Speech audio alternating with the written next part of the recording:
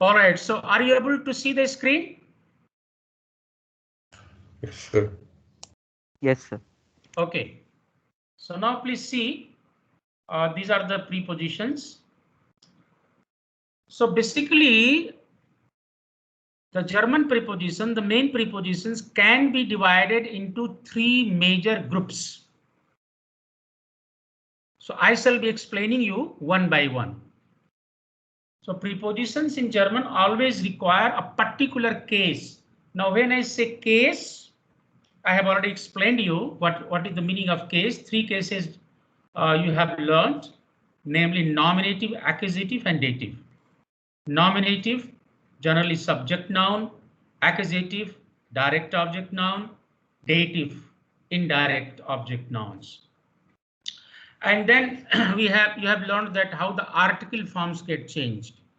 Like in the nominative, if you remember, singular plural forms of the article, definite articles are der, die, das, and the plural form is die. In accusative, it was den, de, das, and the plural form was die. In dative, it was dem, der, dem, and the plural form was den. Similarly, you have also learned ein, eine, einen, einem, einer, einem. So definite and indefinite articles I have explained earlier. So when I say case, so you should understand particularly accusative and dative. So prepositions in German always require a particular case of the noun.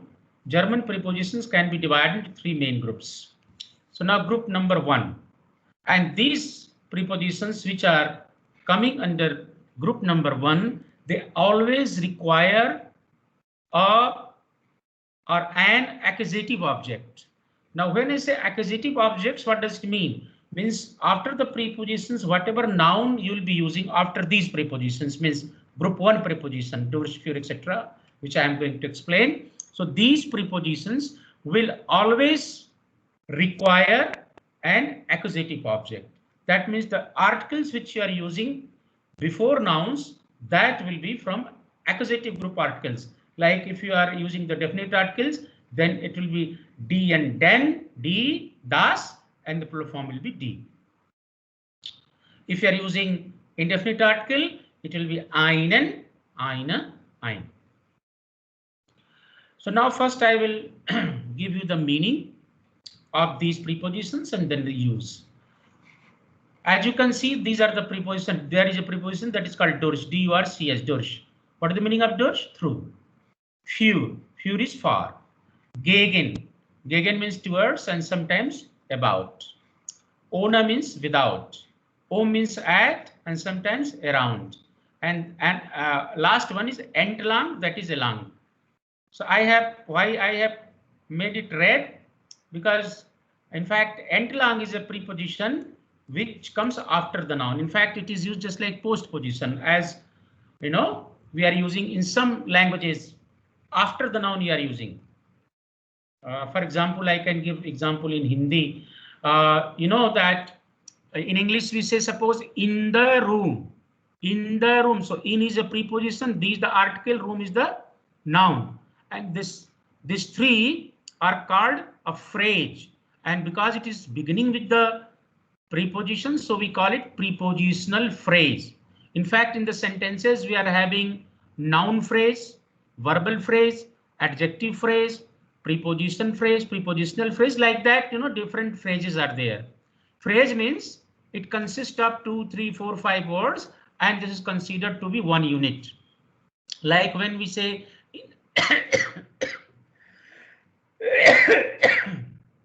sorry, like we say in the room. So in is preposition, the is the article, room is the noun. So these three words make a phrase, and phrases cannot be broken. Like if you're using article, adjective, etc. with the noun, so you cannot break it. Means in a sentence, wherever you are using, you will be using the three together. In the room, you cannot put in somewhere else says, the somewhere else says, and room somewhere else says. No, wherever they will come, all the three come intact together. So this is called phrase. Phrases are not broken. Like noun phrase are student is noun. Now, if I say a student, now it's a consist of two words. A is article, now, and student is noun. A good student, now it has become three words. A good student, this is also a phrase. If I say a very good student, now it has become four words. A very good student. So this is a noun phrase starting with article and ending with a noun. So consists of four words, but this is a phrase, and this should be used together in a sentence. Wherever we're using, you will be using a very good student together. It is not that you can break it. Good somewhere else is very somewhere else is no. So phrases are never broken. They are considered as one unit. So you are learning the prepositional phrase. Preposition means preposition, and then some article will be there, and then some noun. So this one comes after the noun. That's why I call it is postposition. I started telling that some languages they are postposition, like in English, in the room, and in Hindi we'll say kamre mein. So this may is just like preposition, but it is being used after the noun. So in some languages this is used after the noun, so they are called postposition. But many languages, including English, it is used before the noun. That's why it is called preposition. So these are the prepositions, and they will always require what? Accusative object. Now I give examples. What is that? First one is durch. Durch means through. So here, der Bus fährt durch Calcutta. The bus is going through Calcutta. Okay. So here I have not used any article form because Calcutta is the proper noun, and before proper noun we cannot use any article. But I can use, just to explain you, like suppose you say der Bus fährt durch den Park. Means there is a park and the bus is going through the park. You understand? Sorry, park, P-A-R-K, park, der Park. It's a masculine gender. So because park is masculine noun, der Park, so it has become den Park. So what is the meaning? Der Bus fährt durch den Park. Now, because you are using durch, so and here this noun is park, it's a masculine noun, and then you are supposed to use the accusative. And if you remember that in accusative masculine singular, der is always changed into den. Okay, so that's why it has become den. Means after durch, whatever noun you will be using and the article which will be coming before the noun, that will be always in accusative. That means either it will be den if it is masculine, it will be d if it is feminine, it will be das it is neuter, and again it will be d if it is plural form. So this is the only thing you have to remember. Now further, für. Für means far. So like der Vater schickt Geld für seinen Sohn. Father schickt. Schickt has come from schicken, S-C-H-I-C-K-E-N. Schicken means to send. Schicken means to send. Father sends what? Geld. Geld means money. Für seinen Sohn. Sohn means son. So now here you can see für means far, and sein, this is the pronoun, possessive pronoun. I have already explained, like mine, sein, etc. So sein means his, and because this is coming before masculine noun Sohn, so just like einen, just like den, this will also be seinen, this accusative, masculine singular accusative. So the father, der Vater schickt, sends, Geld means money, für seinen Sohn, for his son. Father is sending money for his son, or father is sending money to son, also you can translate. So here für is far, but whenever für is used, it is bound to be what? Accusative. Next one is gegen. Gegen means towards. So er geht gegen das Krankenhaus. What is the meaning of Krankenhaus? Hospital. So somebody is going towards. So er means he, geht goes, he's going toward the hospital. So gegen das, because here Krankenhaus is neuter gender, so das will remain as it is, no change.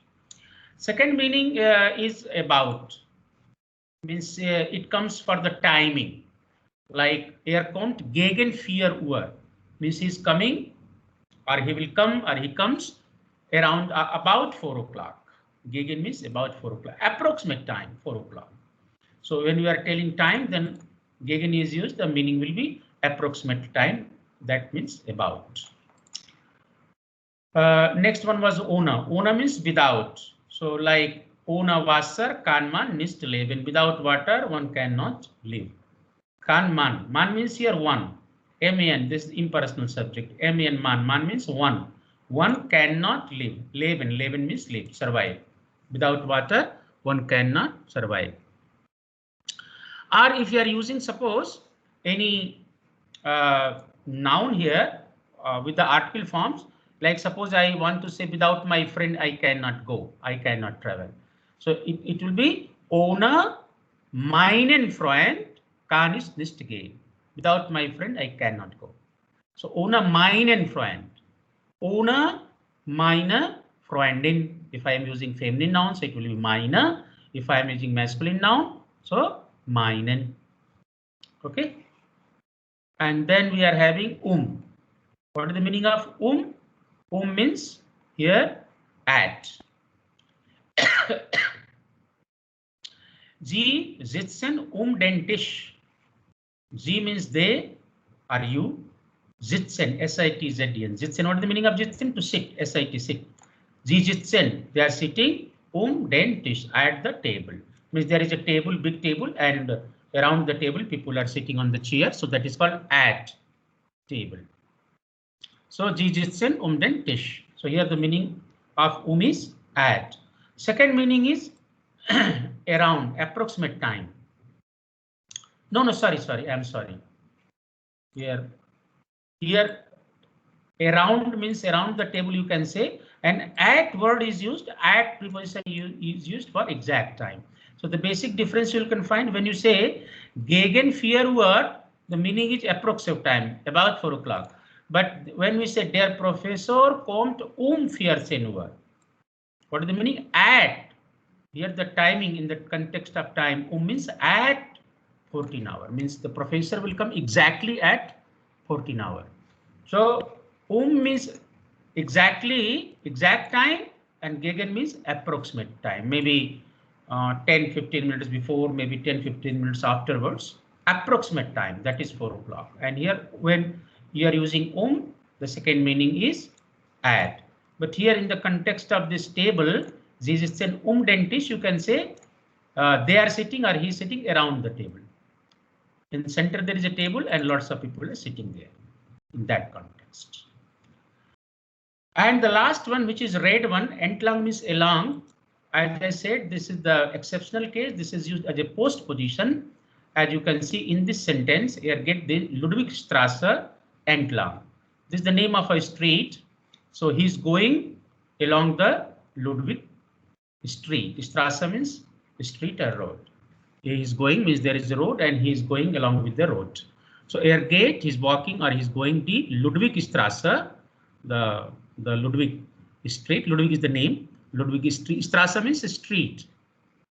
As we have lots of street, MK Gandhi Road, etc. Similarly, in Germany there are lots of names like this. Strasse means street. Number also sometimes used. So he's going the Ludwigstrasse entlang, and here you'll find that entlang word is not being used before the Ludwigstrasse as in other cases. Rather, this is being used after this. So this is the only exceptional case one can say, which is used as a postposition. So this is the first part, which is called what? Prepositions requiring accusative of the noun. Excuse me, sir. Excuse me, sir. In the second example, der Vater schenkt Geld für seinen Sohn. Isn't Geld the accusative object? What? Isn't Geld the accusative object? Yeah. Gelt is accusative object. That's fine. But here, because he's sending money to somebody. Okay. So this is called prepositional object or prepositional phrase, because many times we are using prepositions before the noun. So right now, what he's sending, that is okay, fine, accusative. So please do not get confused, means with the subject and object what I explained. Here we are not talking about the subject and object thing. Here we are just talking about the preposition and the requirement. Please remember that durch den Part, this is not, you cannot say that this is the accusative object. Here it is nothing to do with the object. Please remember, prepositions are something different. There are different uses of this accusative and dative. Earlier, what I was explaining, that where accusative and dative objects based on the questions what and whom. If you question what and if some answer is coming, then that is the object. But here these are not like that. So here für seinen Sohn, it is not object. It is preposition. So here you are learning purely prepositions.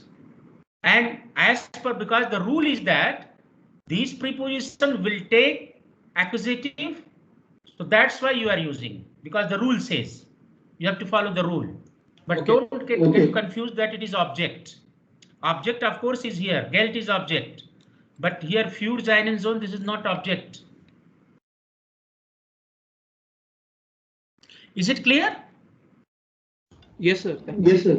Any other question anybody is having to the first part? If you are not clear, please ask. If anybody wants to ask any question related to the first part, what just I explained, if it is not clear, you can ask.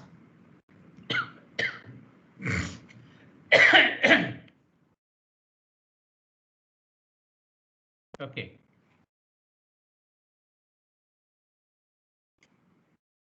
Just a moment, I bring water.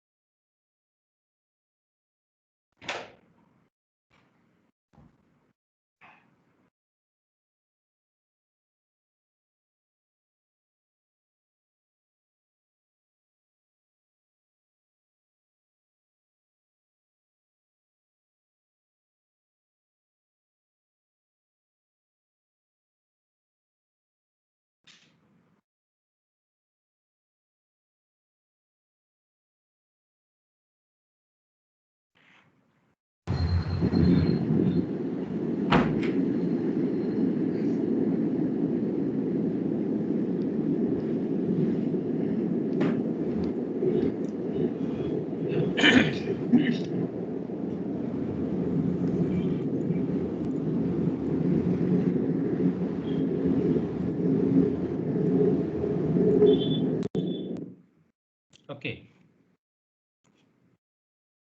So should I proceed to the next part?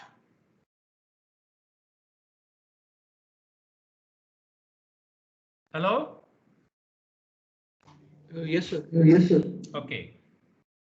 Now here, second part is prepositions requiring dative of the noun, means always the dem, der, dem, etc. And these are the list of the prepositions which will always require dative. What are the prepositions? Aus.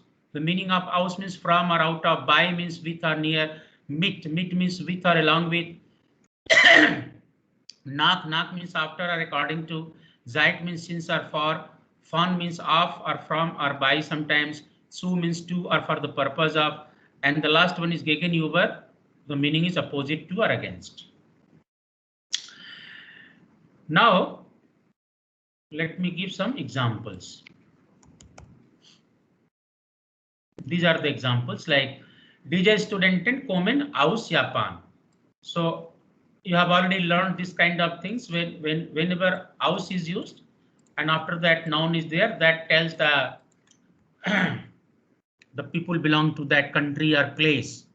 As you have learned the standard question like woher kommen Sie, and the standard answer was is aus, Indian, aus Calcutta, aus New Delhi.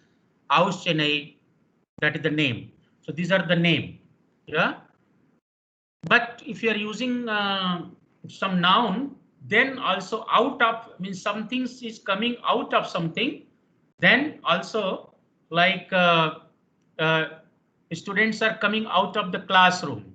In that and in that case, you can use the article and that will be dative form. Like the student in kommen aus dem Klassenzimmer. Klassen means class and Zimmer room. So here will be Zimmer is dative. So Zimmer is neuter gender. So aus dem Klassenzimmer means from the classroom. They are coming out of the classroom. But here because the proper nouns are there, so we cannot use any article before that. Second one is by. By means with. And mit means also with. Now let me explain the meaning because one meaning is common. Okay, by means with and mit means also with. So what is the difference? Look at the example. Like der Lehrer war beim Arzt. Here beim is the combination of by plus dem. In fact, sometimes preposition and articles gets combined and then they have short form beim, by plus dem. So der Lehrer war is the past form of the verb is. War means was, the teacher was with the doctor. Means whenever we are going to meet somebody to spend some time, like with the doctor, with the hairdresser, like this, then we are using this particular preposition by. But when something we are using as a means of transport, or we are using and as a means to write something, to work with something, then you are using here mit. Like er fährt immer mit dem Auto. He travels always mit dem Auto means in English we'll translate by car. Auto is car. Though the literal meaning of mit is with, but in English we translate by car. Because if you translate he's traveling with car, meaning will be different. As if he's having a car, he's going on a truck and the car is loaded on the truck. So with car. So we are not using with in English. So it will be equivalent to by, but in German we are using for those kind of things with, like I am writing with pen. Okay, I am writing with pencil. Ich schreibe mit einem Füller. I am writing with a pen. Ich schreibe mit einem Bleistift. I am writing with a pencil. So if I am using something as an instrument, as a means of support, etc., or means of transport, in all such cases, we are using mit. Otherwise, by. By means in the context of spending time or being with somebody. Suppose we are visiting somebody's family. And then I'm telling, oh, where we are? I was with family and so and so. I was with the doctor. I was with the hairdresser, etc. So this is the basic difference of the use of by and mit, where one meaning is common. So by and mit. Nach means one can say to, after or to, and according to. So here you can see we are fahren nach Neu-Delhi morgen. We are traveling to Delhi tomorrow. So nach means to. If you are going to some place, then before that NACH nach. After nach should come what? Proper noun. Name of some place, village, country. Like we are fahren nach Deutschland. We are going to Germany. We are fahren nach London. We are going to London. We are fahren nach Paris. So like that means some name should come. So that then it is used nach. Nach means after in the context of, as you can see, one of the meaning is after. That will be used in the context of time. Like if I want to say, oh, I will meet after 3 o'clock. Or I will come after 3 o'clock. So it's comma nach 3 Uhr. So there the meaning will be after 3 o'clock. Okay. So in the context of time, nach means after. In the context of place or when you are there is a movement, means from one place to another place, you are going traveling, then nach means to. The next is seit. What is the meaning of seit? Since. As you can see here, seit 1904 und Axis since 1984. Arbeiter is Kharagpur. I am working in Kharagpur, or I have been working in Kharagpur since 1984. So in this case, we shall use seit. We are coming von dem Bahnhof. We are coming from the station. Now you see one of the meaning is common. Aus means from and von means also from. So this is the common meaning. So what the difference? Aus and after aus always name of some town, city, etc. will be there. But after von, when we are using other nouns, not proper nouns, but some other noun, like somebody has gone to the railway station and coming back, and I meet him on the way and asking, where are you coming? So he's saying, I am coming from railway station. I am coming from swimming pool. I am coming from the class. I am coming from my hometown. So in those cases, when I am not using any proper noun, means name of the city, town, country, etc., then I use von. The meaning will be from. And then the article which will be used before that, that will be dative article, because Bahnhof is a masculine noun, der Bahnhof, so it has become dem Bahnhof. We are kommen von dem Bahnhof. We come from the railway station, Bahnhof railway station. Here you cannot say that we are kommen aus dem Bahnhof. The meaning will be different, because aus, yeah, one meaning may be that we are coming out of the railway station. That may be one of the it depends on the context, but usually after aus it should be the name of a city, town, country. Am Montag fahre ich zu meinem Onkel. Zu means to.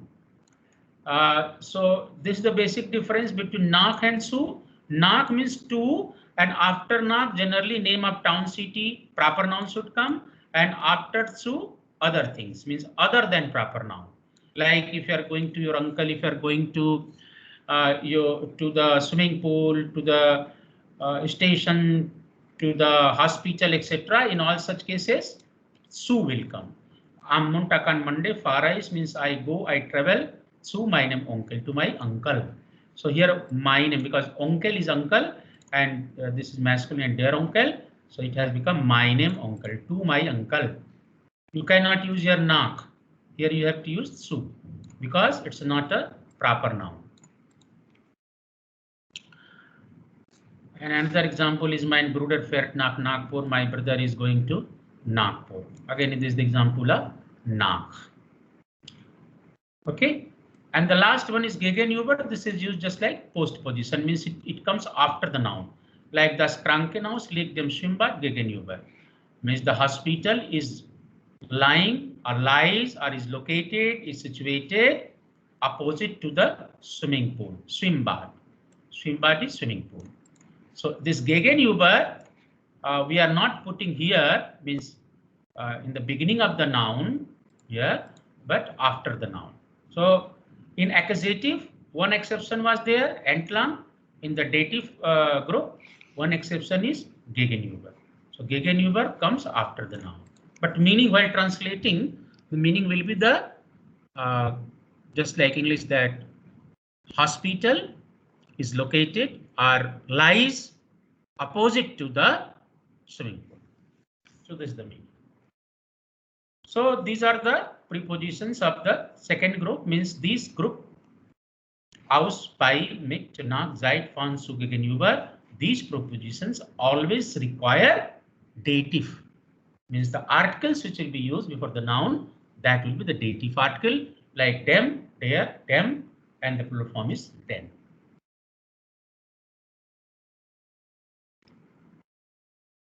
Is it okay? Sir, can you tell the difference between this dative preposition and accusative preposition? Dative preposition and accusative preposition. That's what I am. That's what I have been explaining for the last half an hour. Accusative and dative. That's what I have been telling. The first group, what I explained, these are the accusative prepositions. And the second group, just I explained, these are the dative prepositions. Means, Okay, the difference is just in the preposition, the words, is it? yeah, just preposition, because this is the rule of the grammar. They require. Means we cannot put logic why, but the rule is that the grammar rule is that these preposition first group, these will require always accusative. These group will always require always dative. That's all. Okay, sir.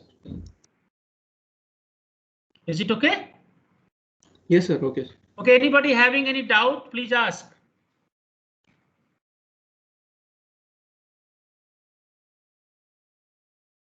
Hello, Abhishek. Yes, sir. Are you there?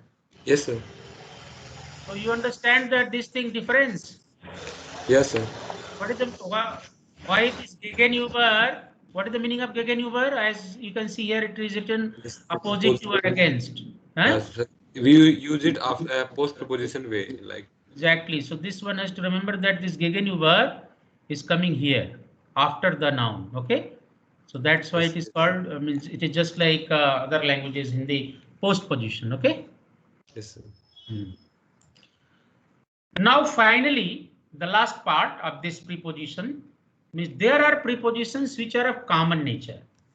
Means prepositions requiring sometimes accusative and sometimes dative objects.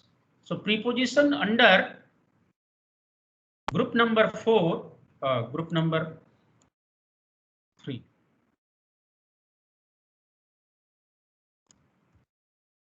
Usually requires accusative if the verb used in the sentence shows action, and it requires dative if the verb used in the sentence shows position. So I will explain you what is the meaning of this action and position.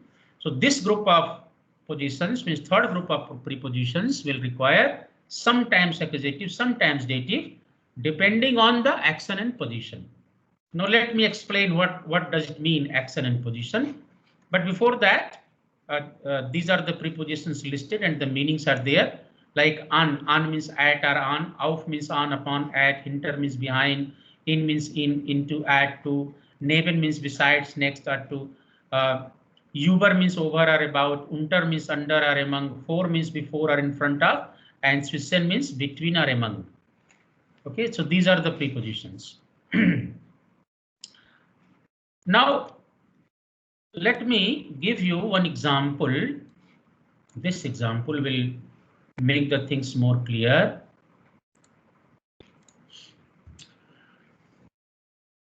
Action and position I am telling. So one of the preposition is auf, of auf, that means on or at or upon, 3 meanings. Now, if you look at this sentence, das Bild hängt auf der Wand. And second sentence is, ich hänge das Bild auf die Wand. So what is the difference?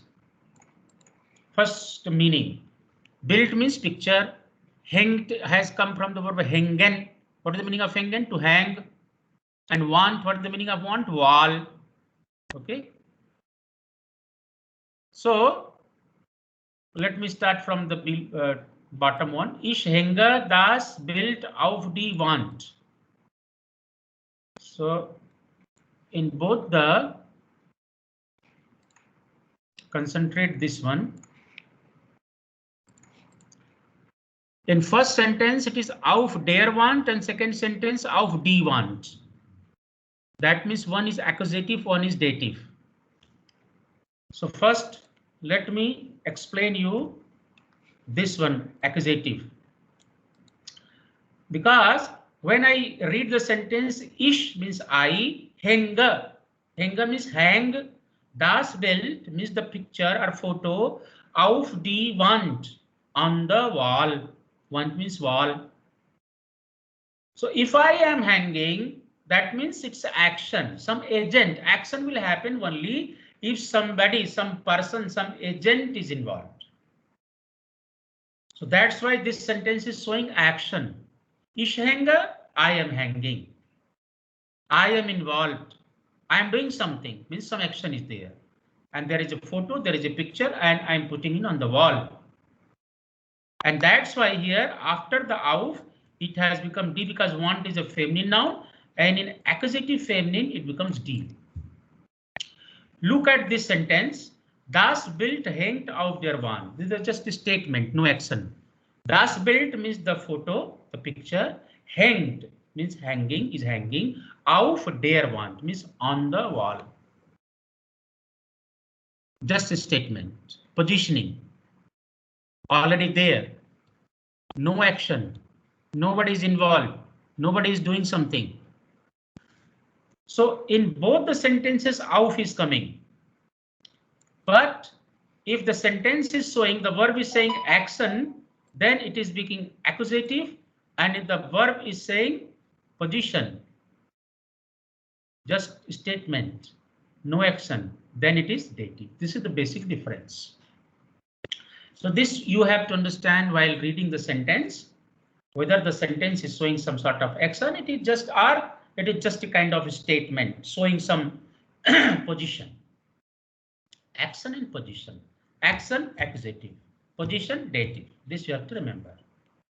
So here there is an action, so accusative. Here there is a position, so dative.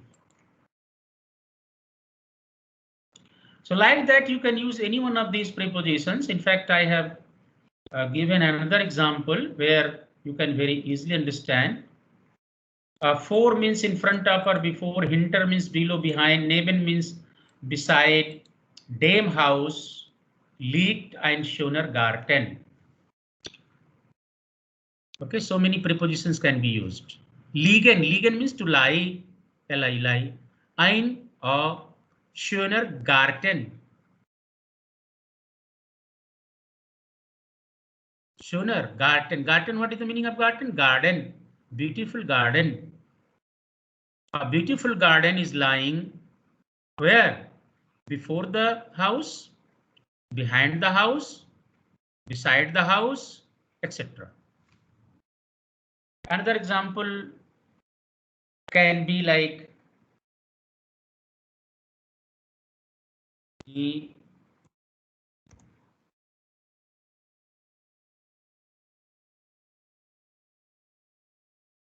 Katze. Katze means cat. Sitzt.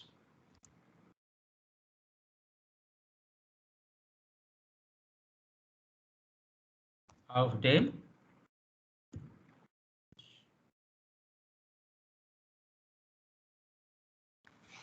Now, if you look at this sentence, die Katze sitzt auf dem Tisch. The cat is sitting on the table.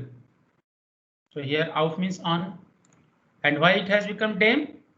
Because already just a statement is sitting there.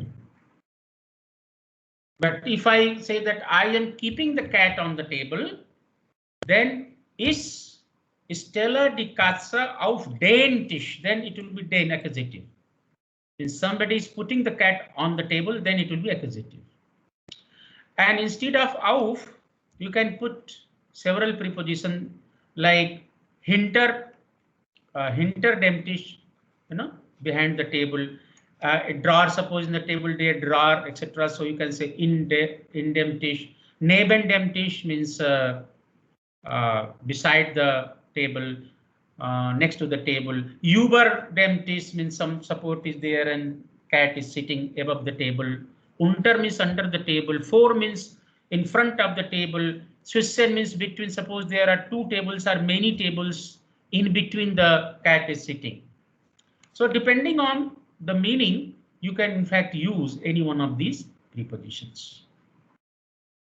So one has to understand action and position, and then you can use the third group of prepositions.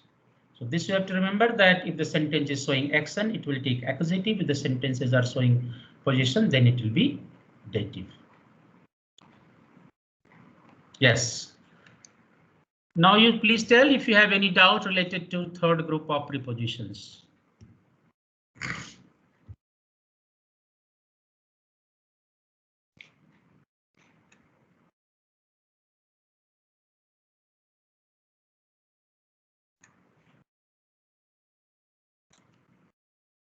Okay.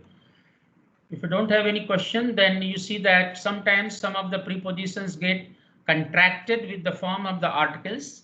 These are the examples. Am is the combination of on plus dem. This dative article and the preposition gets combined and then it becomes am.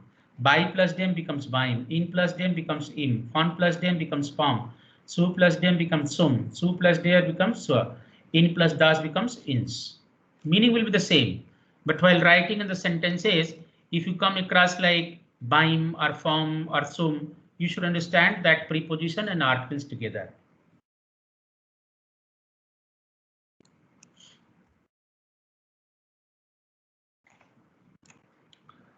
Okay, let me write here something.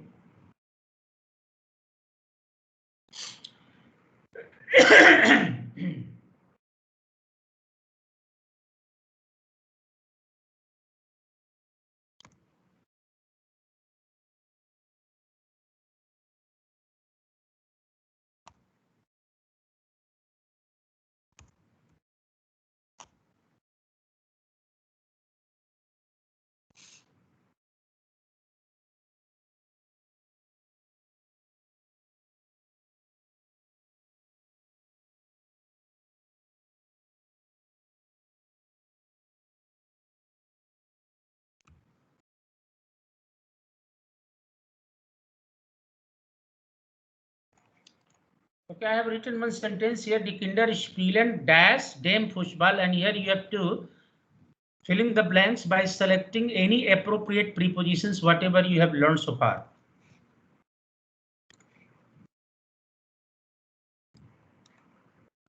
Mit. Okay, let me ask others. Hello, Ashwin.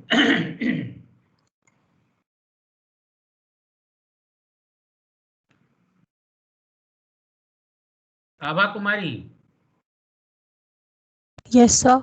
Mit. Why?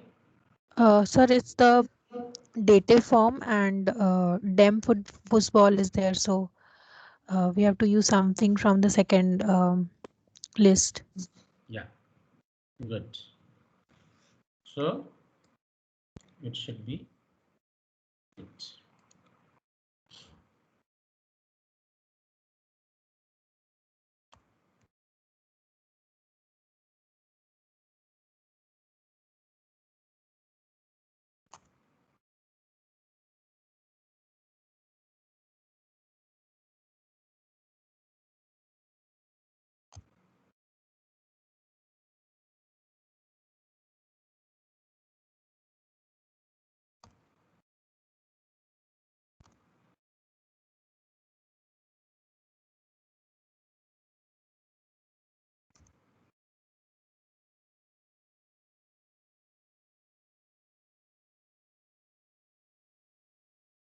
Yeah.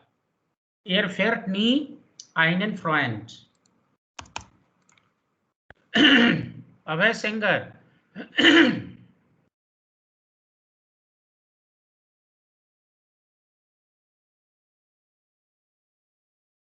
Hello, Abhay, are you there? Adarsh Kumar. Sir, mit.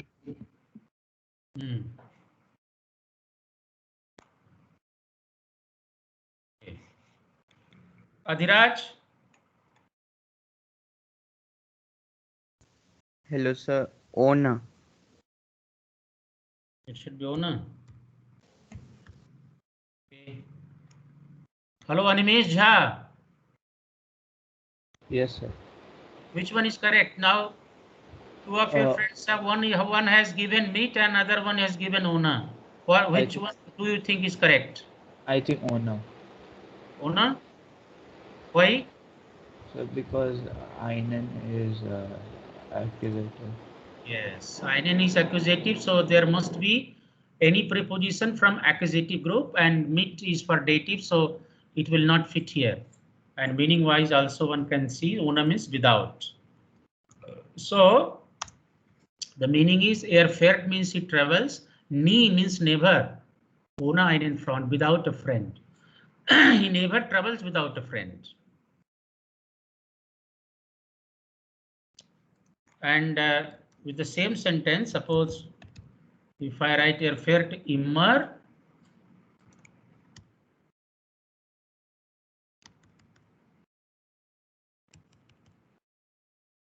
einem Freund. Aryan Mehta. Hello, Aryan Mehta. Can you hear me?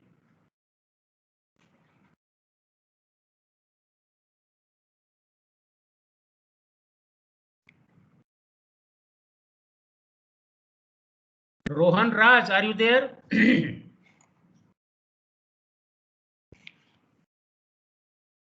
Hello, Rohan Raj, are you there? Kavish Gupta? So now, so in this we can use mit. So because einem is dative. Why? So einem is dative, so we can use mit. What is the meaning of this sentence? So he always drives with his friend. Like, He always travels or drive with his friend. Good. So when you are putting prepositions, then please keep these things in mind that you look at the noun, and before the noun there must be something, some article, definite or indefinite article.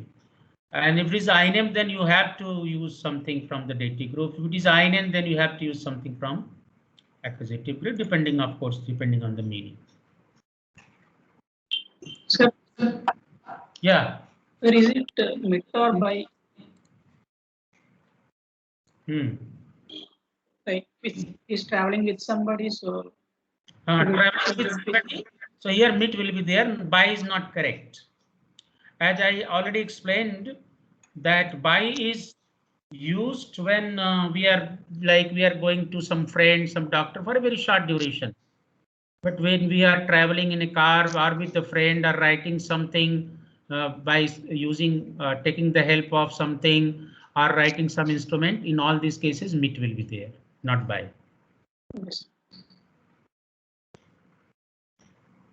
Anybody is having any kind of query, question, doubt related to this preposition? Because one question will be based on these prepositions in your test number 2. So if you are having any doubt, please ask. So I explained you 3 groups of prepositions. This first group requiring always accusative. Second group, these always dative. Third group, sometimes dative, sometimes accusative. When? If the sentence, the verb particularly showing action, accusative. When it is position, dative. That's the basic difference.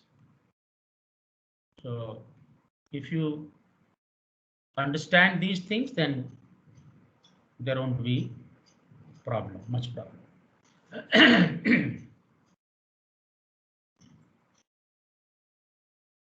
Is it all right?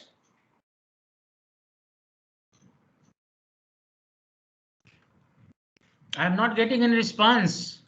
Some of you are not present, or where you have gone. Mayank Kumar, hello Mayank. Yes, sir. Guten Morgen. Guten Morgen, sir. We get a CNN. It's been very good, sir. Oh, after so many days and 2-3 months, you are not using the correct sentence. It's been good. What is the standard answer? Danke, it's been very good. No. You have not prepared. You are not listening the lecture, it seems. Hello, Anurag. Yes, sir. Hello, Anurag. We get a CNN. Danke. Es gut. Es geht mir gut. Woher kommen Sie, Anurag? Ich komme aus Hyderabad. Wie alt sind Sie?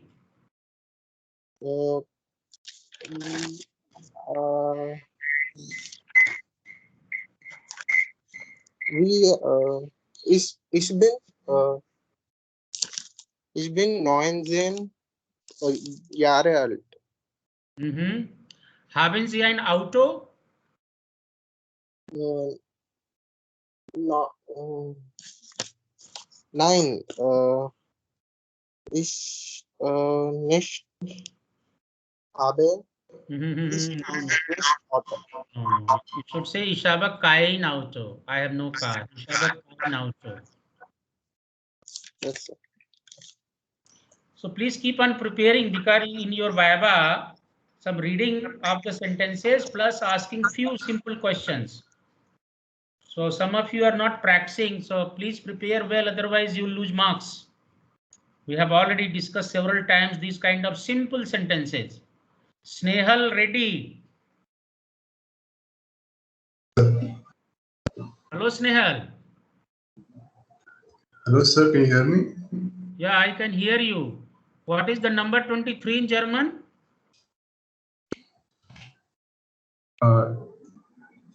23. Not three. It is drei. 23. Swansea pronounced correctly. You are not able to pronounce correctly. Drei und Swansisch. Drei und 20. Yeah. Hello, Saket.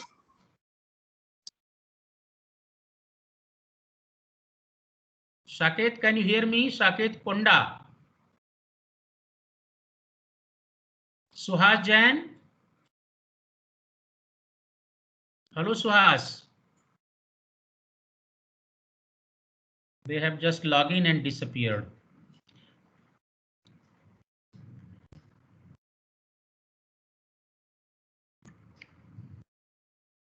Nisarg Upadhyay. Yes, sir. Guten Morgen. Guten Morgen, sir. Wie geht es Ihnen? Es geht mir gut. Wie geht es Ihnen? Auch gut, danke. Haben Sie einen Bruder? Nein. Full sentence. Nein. And then?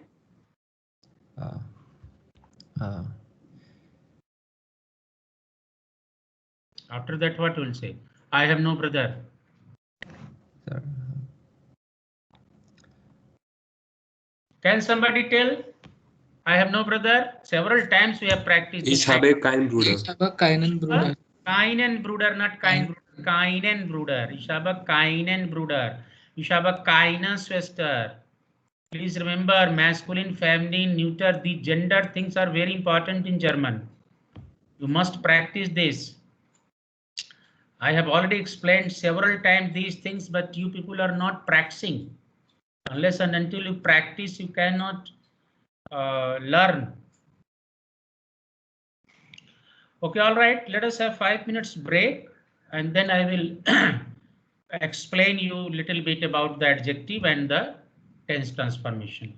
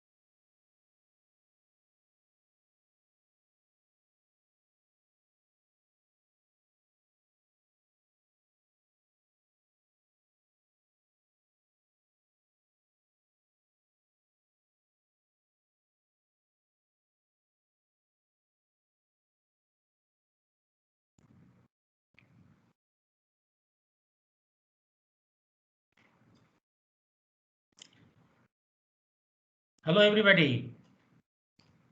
Can you hear me? Yes, sir.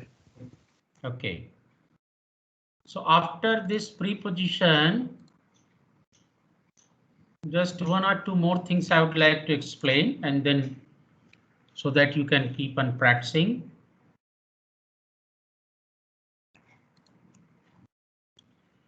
You see that I was talking about the adjectives in the beginning. Is the screen visible? Yes, sir. Okay, so you have learned lots of adjective like good, slashed, langsam, schnell, foul, fleißig, like this several adjectives you have learned. Now you have learned these adjectives in a simple form that you are putting after the verb in a predicative way. So now I am going to tell a little bit about the if you are putting the adjective before noun, then how it will be done.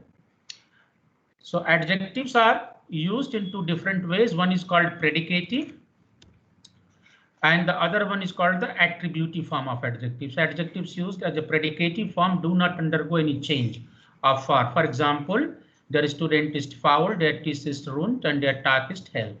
The student is lazy, the table is round, and the day is bright.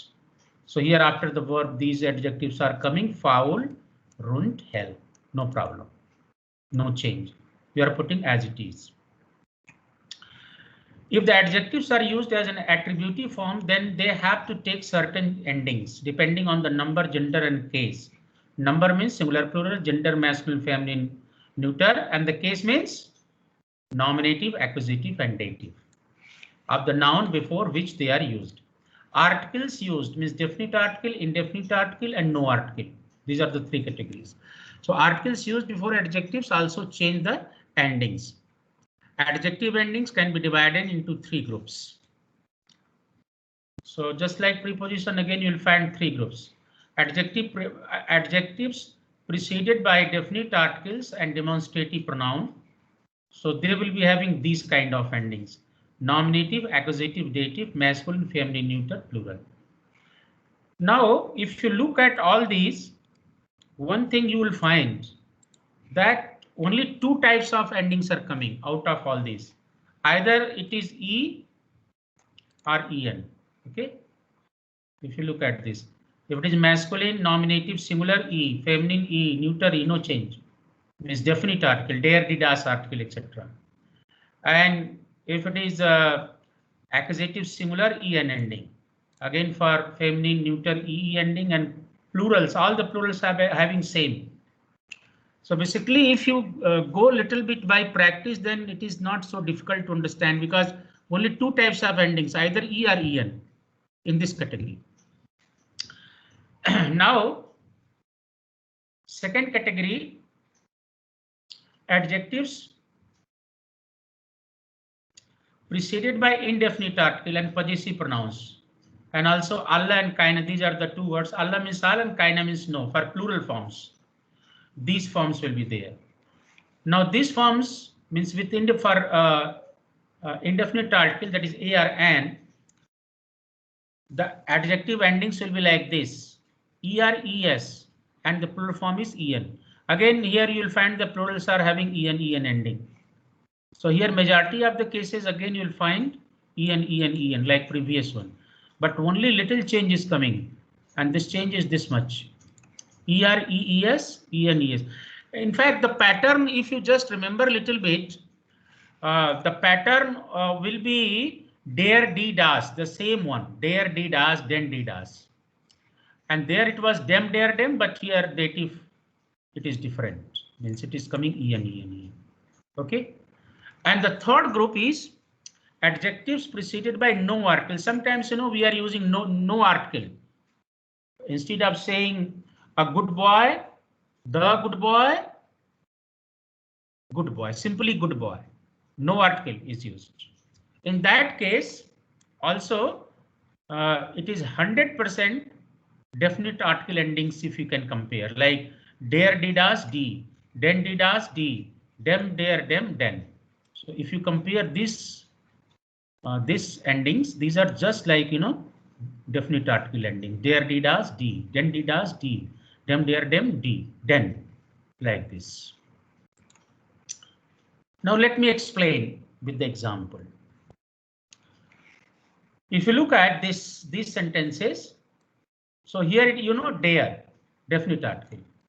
Gut, gut is the original form of the adjective. It is coming before student. The student is masculine noun. Now this is the nominative form. So here e ending will be there. If you look at the definite article adjective forms, so in the masculine nominative singular e ending should be there. So that's why here der gute student. Schenkt presents. Dem Lehrer to the teacher. Ein neues Buch. Now here this ein neues Buch, this is the accusative and ein is indefinite article. So indefinite article means you have to concentrate second group. Book is neuter gender. Okay, so neuter gender adjective endings will be es, and that is the reason that here neu is new. This is the original form, but it has become neues. Why this es coming? Two things. One is that this is indefinite article, accusative, neuter gender singular. So neuter singular having es ending. So here you are using es. So this is the way we are putting the adjective endings before noun. So we are considering three things before putting the adjective endings, that if there is any article, definite article, indefinite article, no article before the noun. Second thing, this noun is singular or plural. Third thing, this noun is masculine, feminine, neuter. Fourth thing, this noun is being used as a nominative subject, as an accusative subject or dative subject. So if you consider all these four, which is mentioned here in these tables, so you just pick up those particular adjective endings and fix it. That will be the correct thing. Suppose if I am using here ein. So now in this case, ein gute student is not correct. Why? Because ein is indefinite article and we have to select something from here.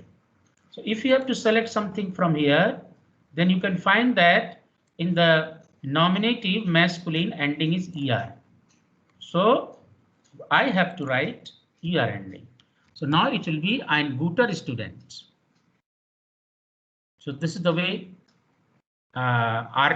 these adjective endings are changing. If it is definite article, there it was e. Ein, it was er. And even without article, also it will be er. Or any possessive pronoun like my good student, if I want to say, again it will be er. Mein guter student. Okay. So here next sentence in fact was like that only, ein guter student schenkt dem Lehrer ein neues Buch. Let me give some more example.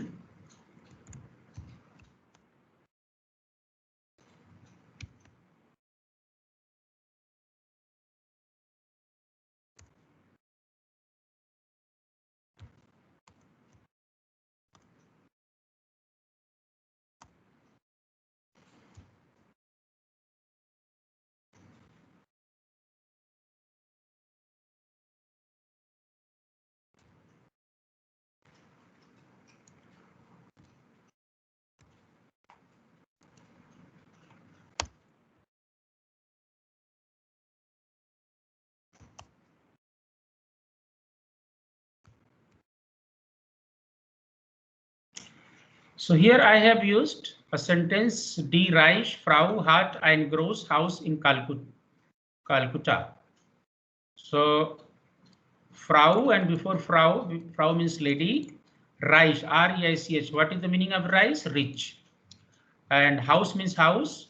And before that adjective is used, gross. Gross means large or big. Now before house, gross adjective is used. Before Frau, Reich adjective is used. Now you have to add the correct ending, adjective ending. Okay, try.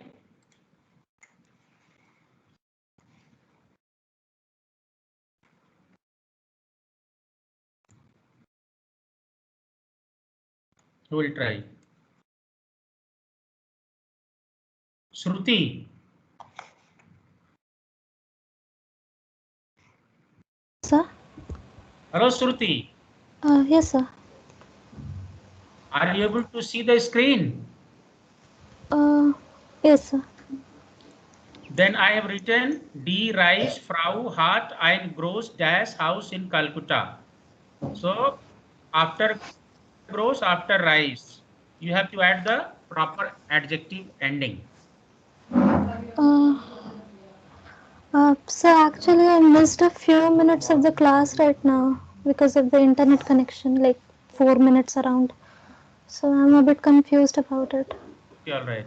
Let me ask others. Harshvardhan, are you there?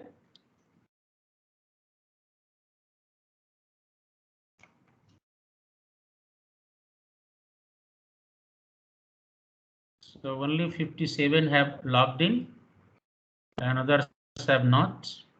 Ayush Pandit?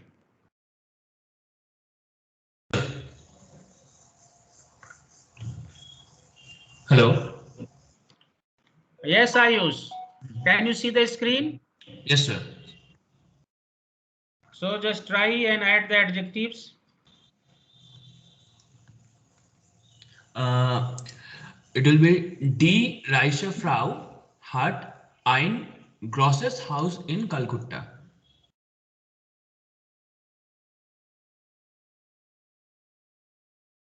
Die reiche Frau hat ein großes. Yeah.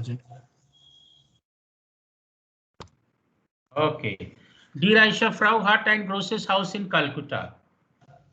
All right. Let me ask others if they have anything else to say. Ashutosh Kumar Singh.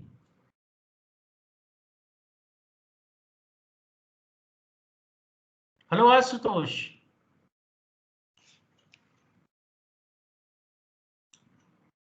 Ashutosh, can you hear? Aditya Prakash.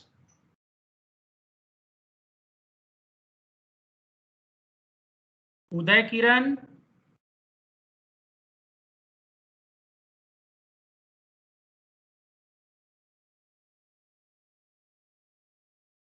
Bamshi Krishna.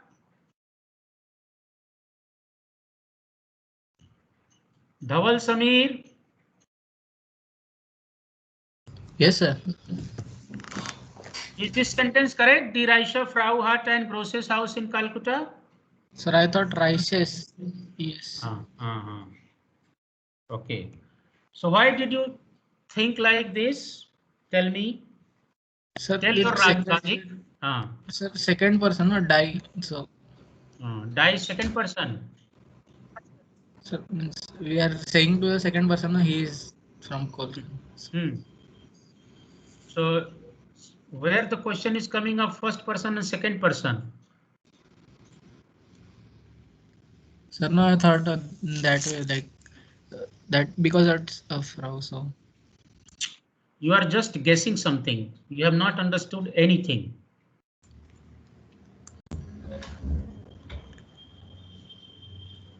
Okay.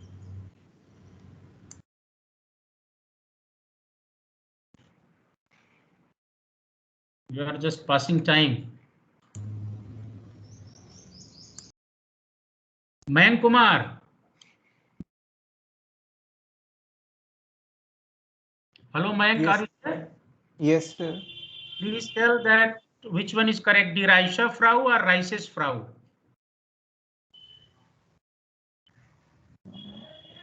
So I think rices Frau.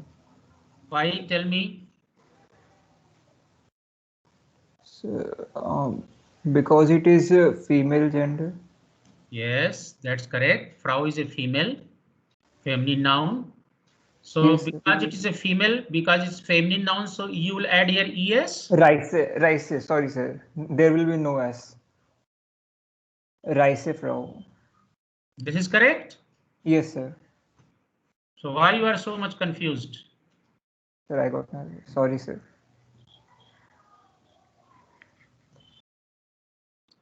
Aryan Agrawal, are you there?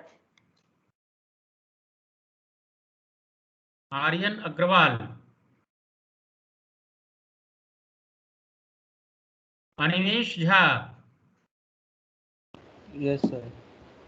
So Animesh, tell that this sentence is correct. Die Reiche Frau hat ein großes Haus in Calcutta. So I think it should be grosser. Yeah. Yeah. Yes, sir. Now please explain that why do you think so? So because ein is indefinite and so Ein is indefinite article, that's fine. so and it is nominative, so it should be er ending, I think. And the first one is And house, what is the gender of house?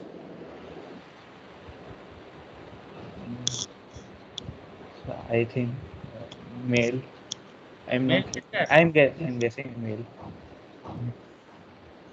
Because this word has come several times and you are supposed to remember.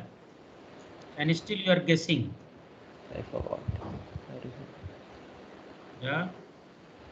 sorry, sir. So some of you are not preparing at all anything. So what can I do? House is neuter gender, and because it was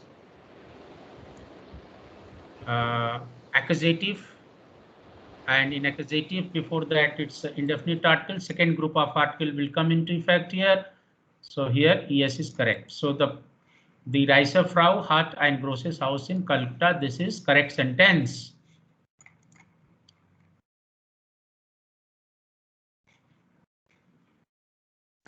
So I have given here all these, but I think it requires little more practice. So I will be uploading these things in your Microsoft Team file.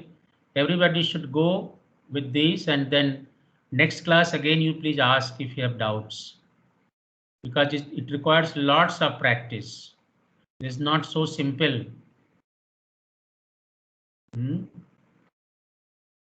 But once you understand, then the things become very simple, because here in the first group you will find that only two types of endings are coming, either E or EN. Here in the second group also not many, majority of the cases EN, only sometimes E or ES. And the third group is absolutely simple, because here you have to just follow the definite article pattern, der, didas, den, didas, dem, der, dem. Similar type of endings. So if you remember these three things, little bit, if you are cautious, then there won't be mistakes. But you have to practice. If you are not practicing, then nobody can help. At below, these are the some of the examples related to adjectives. As in English, we have a degree of adjectives. Superlative, positive, comparative, superlative. These are the 3 degrees. Like English, the positive, comparative, and the superlative form of adjectives are used in German. For example, like this, we have the 3 forms: gut becomes gut, and the comparative form becomes besser and best. Viel, mehr, meist, much, more, most. Hoch, höher, höchst. High, higher, highest. So like this means, just like English, we do have the 3 forms of adjectives in German as well. So these are just examples.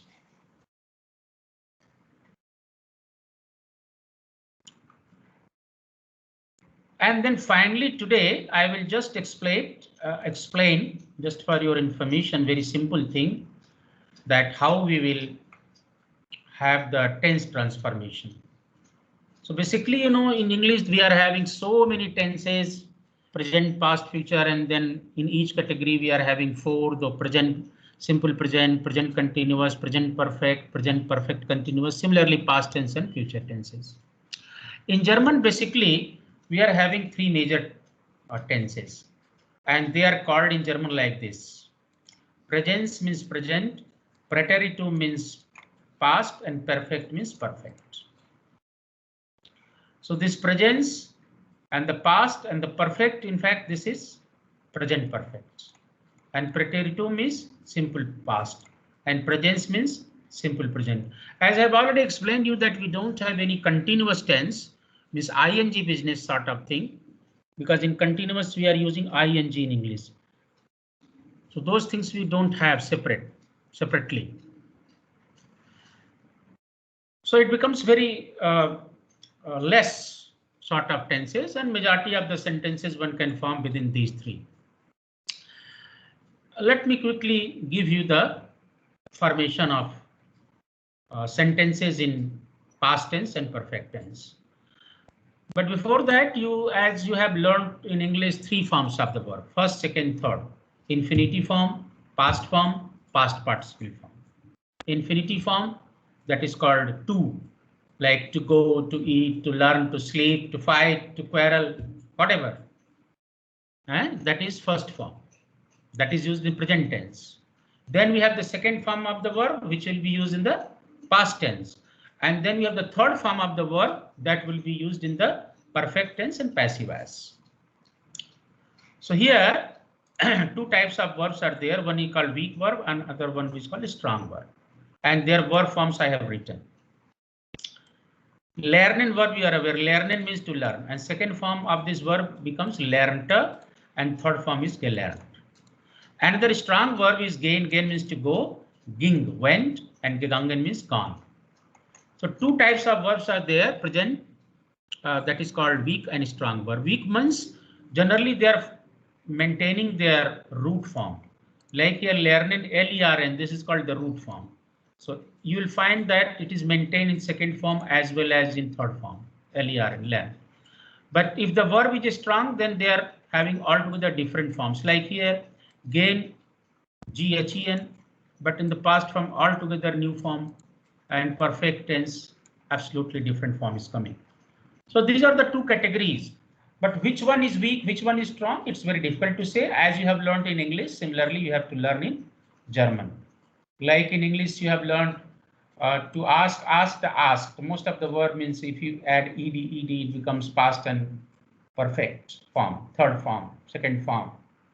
But there are lots of verbs where you don't have any rule. Like in English also we say go, went, gone. Or there are some verbs, they are having the same form, cut, cut, cut, put, put, put. You see, so as you have learned the forms, verb forms in English, similarly in German also there is no hard and fast rule. So once you know that what is the second form, what is the third form of the verb, then the things become easier to make past and perfect tenses. How we'll be using these verbs which are in the past form, past tense? Here, for example, I have written for you. Like if you want to, I learned, so it will be ich lernte, the same form will come lernte. And in this case, it was went, I went, so you will be using ging. So lernte, ging. But the do form, it is lerntest. As usual, st form will be coming. And as you can see here, st. Here t ending will come. Ihr lerntet and gingt. ARGS, this form and this form, first person, third persons having the similar form. ARGS. All the three will be having the same, just like I. Ich lernte and ARGS lernte, same form. And first person singular, third person singulars will be having the same form. And plural like wir, sie will be having en ending like this one. So here you have to add n or en. So here lernten, L-E-R-N-T-N, and here it becomes gingen. Okay. So these are the verb forms. And how we make the sentences, I can give you some example.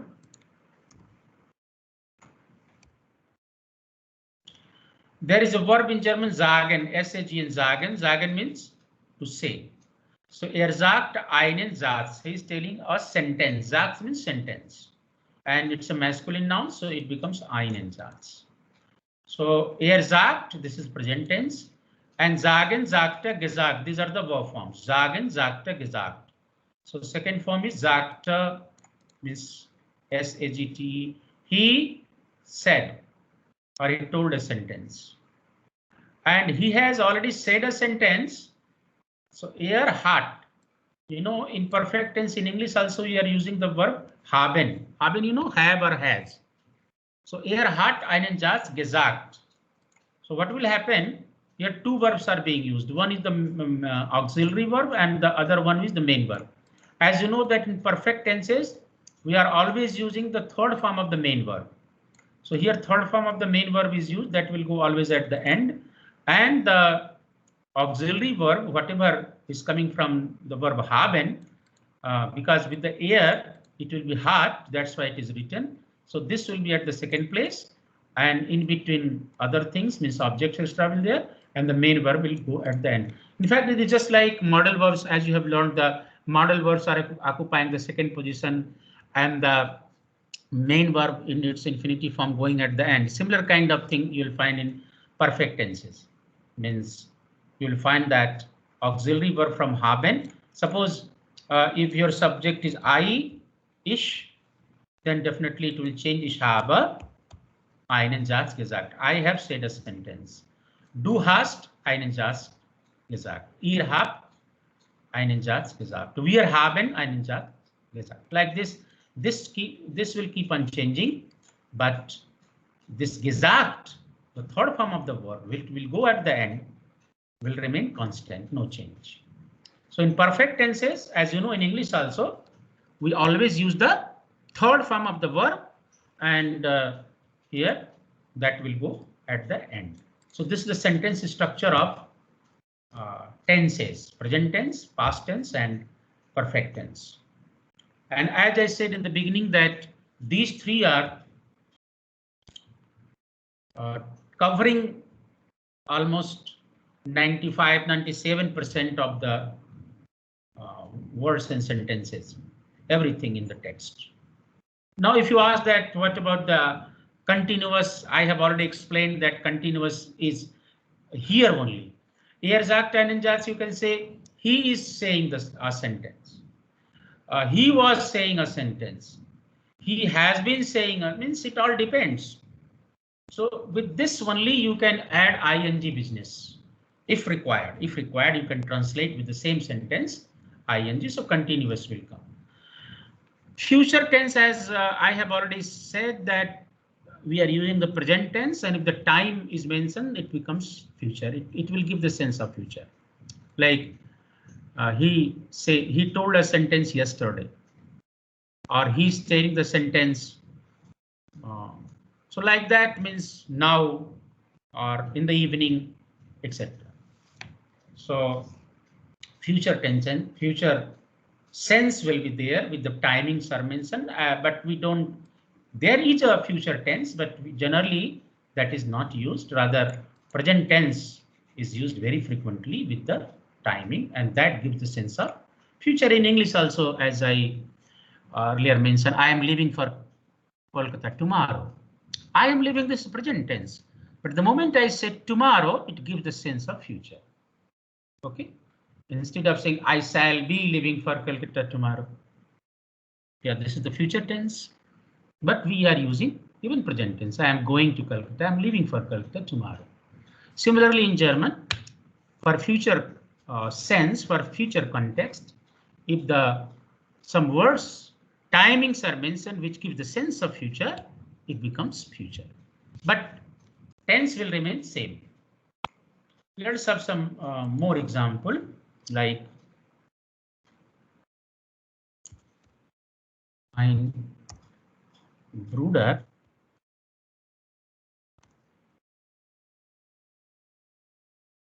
lernt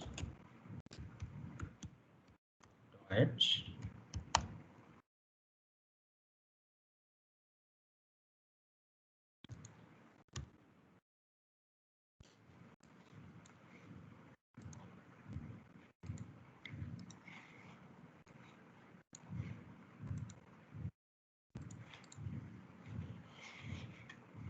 So mein Bruder lernt Deutsch in Kharagpur. My brother is learning or learns German in Kharagpur. Very simple sentence. Now let me give you the three verb forms: lernen, lernte, and gelernt. Gelernt, yeah. These are the three verb forms. Lernen is the first form, to learn. Second form is lernte, and third form is gelernt.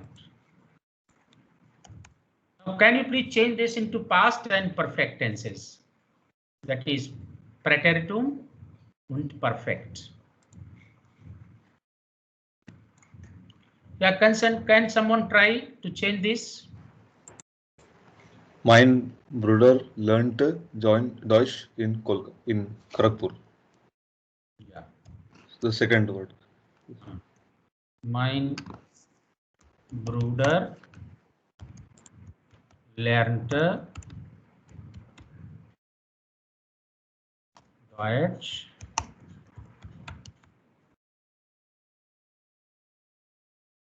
good.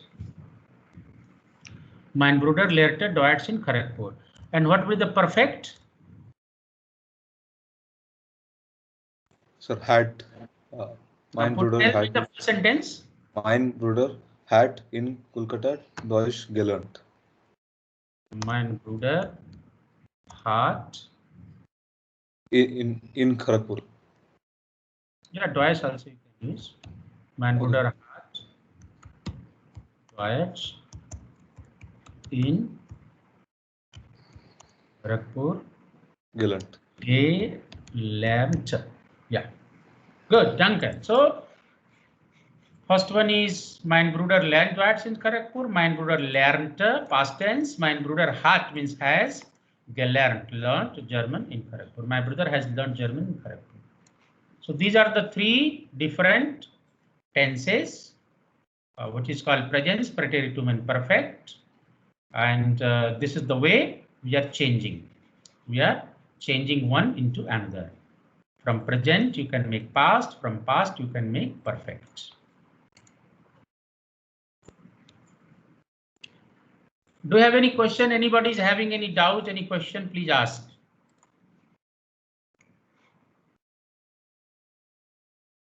If it is not clear, please ask.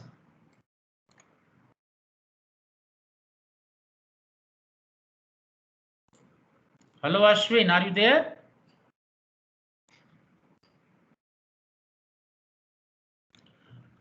Ashwin Sai, can you hear me? Yes, sir. Okay, Ashwin.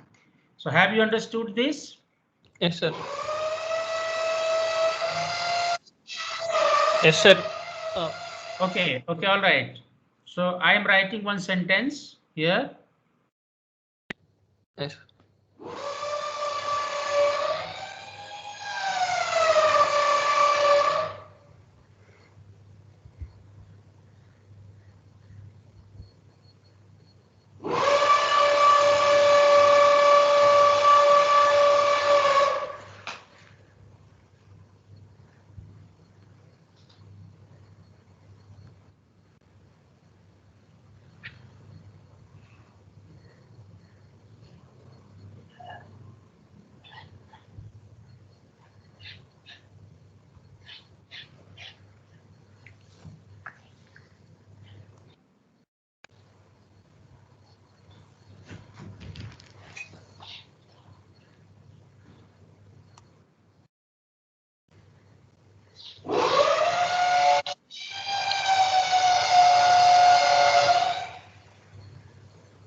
So if you look at this sentence,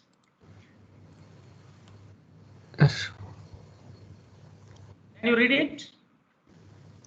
Mein Freund schreibt der Mutter einen Brief am Wochenende. You understand the meaning? My friend. Oh, wait. Okay. Schreiben means to write. Okay. Der Mutter means to mother. Mother Means a letter. Am Wochenende means in the weekend. So my brother writes a letter to mother in the weekend. So this is the meaning. So here the verb is schreibt. This verb has come from schreiben. Let me give you the three form of this verb: schreiben, schrieb, schrieb, schreiben, schrieb, geschrieben. Okay. Now these are the three form of the verb: schreiben, schrieb, geschrieben. Schreiben means to write, schrieb means wrote, and geschrieben means written. To write, wrote, written. These are the three verb forms. So with this given verb forms, now you try to make the preteritum, that is past tense and perfect tense. My Freund schreibt der Mutter einen Brief am Wochenende. Mein Freund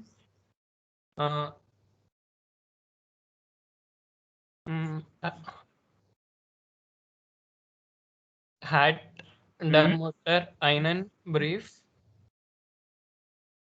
geschrieben. No. And then geschrieben will go at the end. Okay.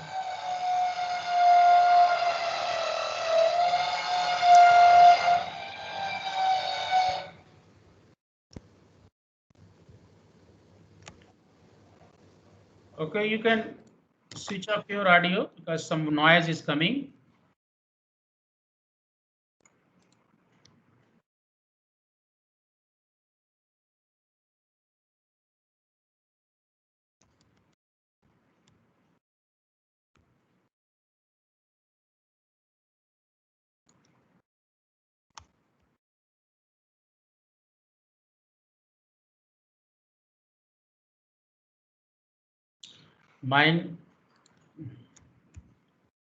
Mein Freund hat der Mutter einen Brief am Wochenende geschrieben. Yeah.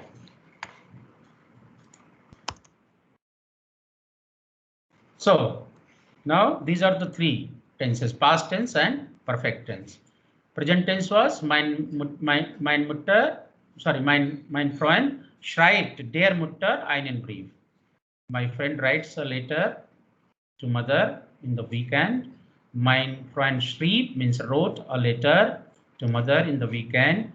Mein Freund hat, my friend has written a letter to mother in the weekend. So once you know the three forms, then simply you have to replace the verb. Here it will be schreibt will be replaced by schrieb, and here perfect tense always hat, because mein Freund will require hat is correct one.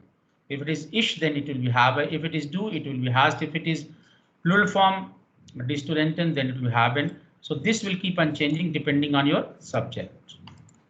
And then here einen Brief am Wochenende, rest of the things will come. And this schreibt original form, third form, geschrieben, third form of the verb, geschrieben, that will be always at the end. So this you have to keep in mind, it will be at the end. Okay, now please ask if you have any doubt related to this.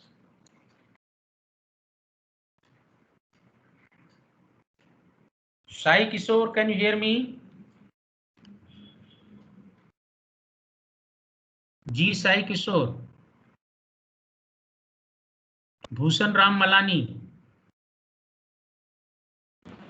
Yes, sir.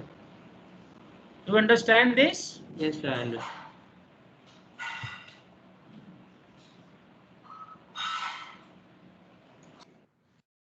So be there, I am changing little bit and yes, try.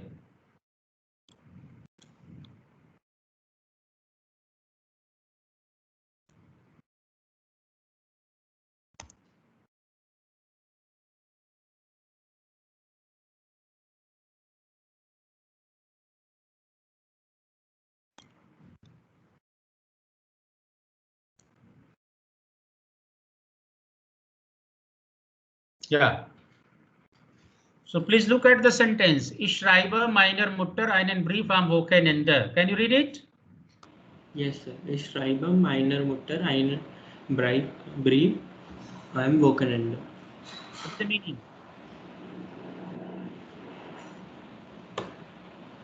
So that means I write my mother a letter each weekend, once every weekend.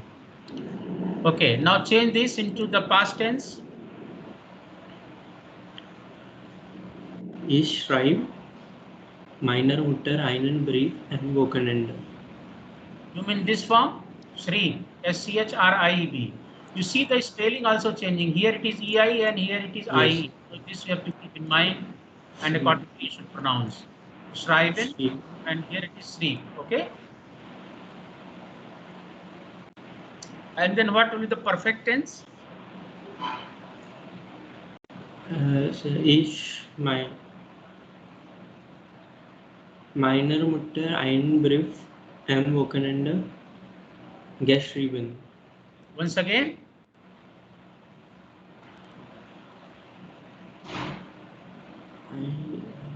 Yes, ich meine Mutter einen Brief.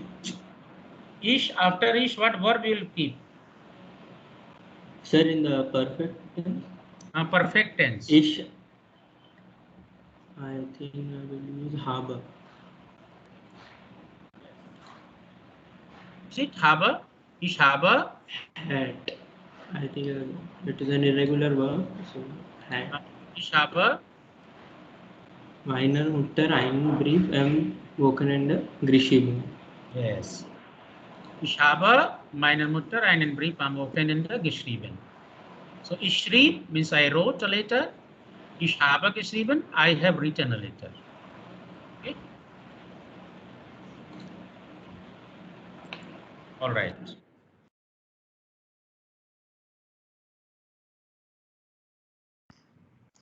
Hello, Harshit Jindal.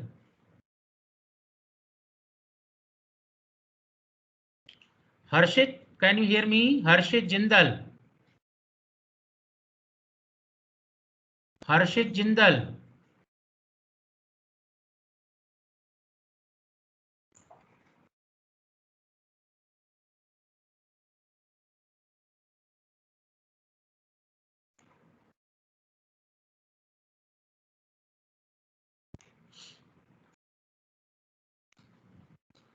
Shreyans Jain, can you hear? Shreyans Jain.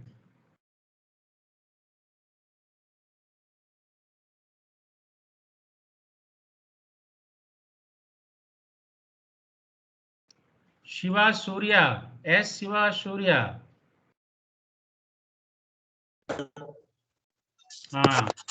Hello, Shiva. Yes, sir. So do you understand this sentence? Ich schreibe meiner Mutter einen Brief am Wochenende. Yes, sir. Suppose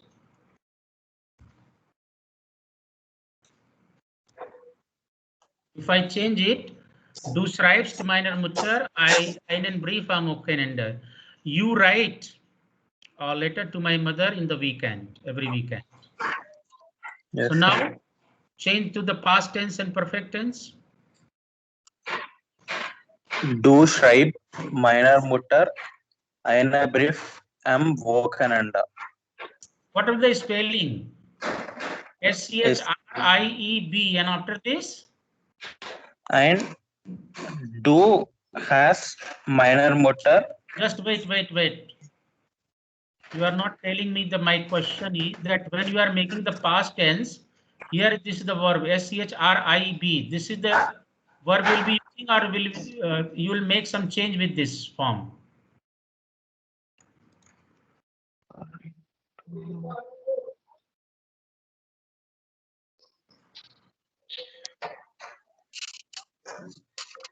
After do, you will write the same spelling S-C-H-R-I-E-B. Yes, sir. You wrote. That I know. Don't translate. You just tell Du whether schreib. Same spelling. No, then you have not understood. With the do form, I was explaining that it should be ST and Should best try well.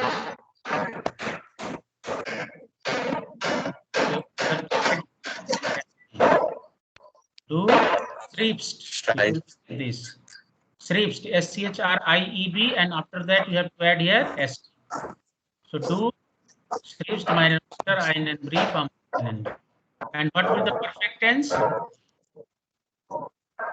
Do haben meine Mutter No. einen Brief With the do form, what form of the haben will be used?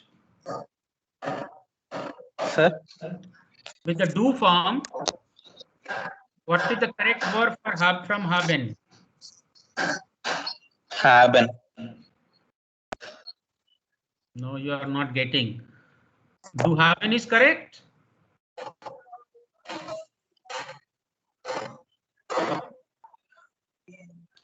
Do remember the haben verb form like du hast, ihr habt, es hat, wir, sie haben. These are the verb forms.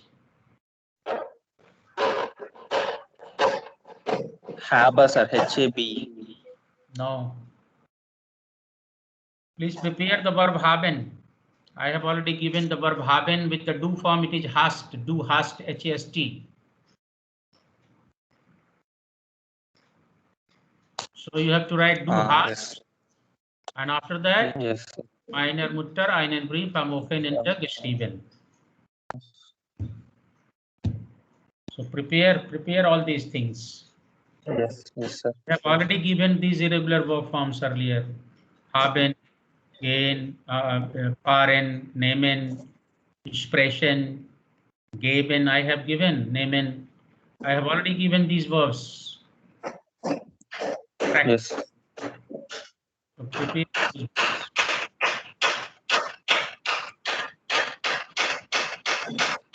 Switch off your audio. Sir? Switch off your audio. Oh, okay.